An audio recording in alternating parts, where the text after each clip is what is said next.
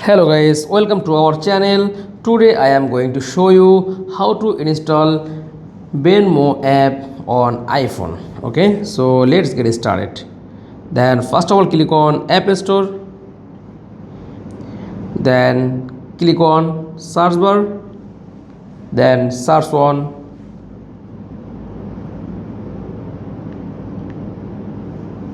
okay. Then click. Then app is here.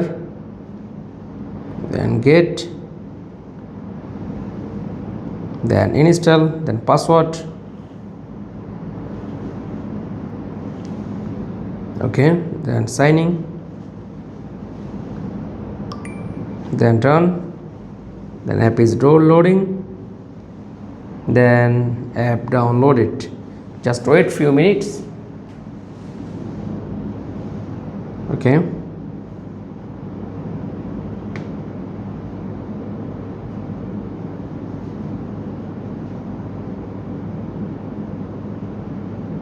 Then open this app, just logging. That's all. Thanks for watching. Please like, comments and subscribe. Thank you.